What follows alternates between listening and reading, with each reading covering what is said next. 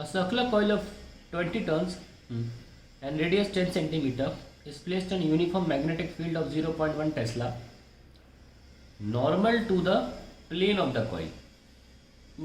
तो कॉइल ऐसे है और मैग्नेटिक फील्ड की डायरेक्शन ऐसे है, प्लेन से नॉर्मल. ओके, ये 90 डिग्री मार्क कर दिया मैंने.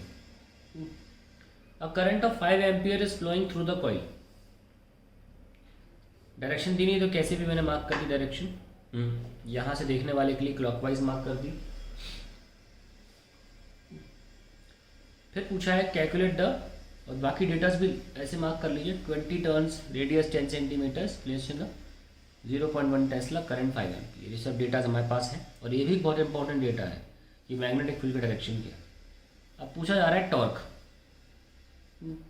टॉर्क होता है बीना साइन थीटा, जिसमें जो थीटा है that is angle between area vector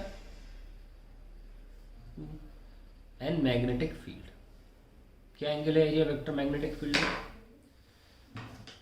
what is the area vector? Always perpendicular to the coil. ये लीजिए, तो ये एरिया वेक्टर है. आप देख सकते हैं दोनों दोनों के बीच में एंगल क्या है? 0. टॉर्क आ गया 0. दूसरा, average force acting on each electron in the coil. Total torque तो 0 आ गया.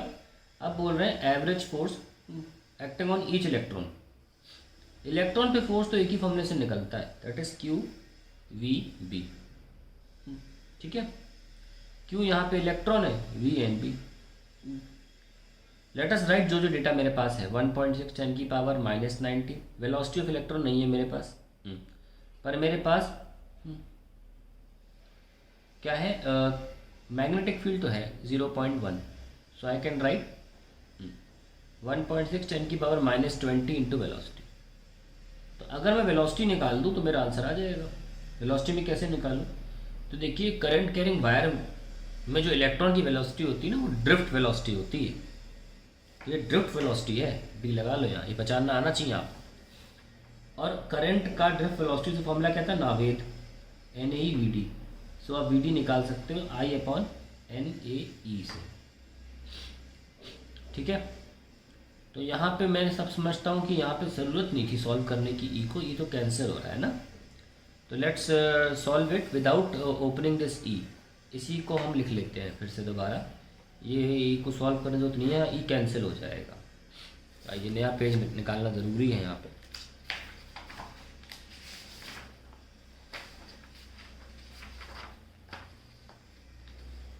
तो we have force is equals to EVB या EB इंटू वी क्या है? I/NAE.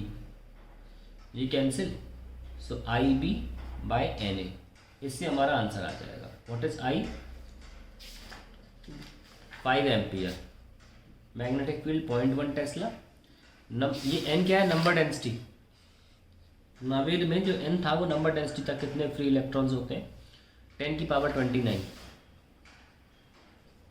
और एरिया कितना है? 10 पावर -5. ये लीजिए. सो ध्यान रखें कि ये जो लूप लिया है ये वाला एरिया नहीं है जिसका एरिया वेक्टर लिखे थे हम.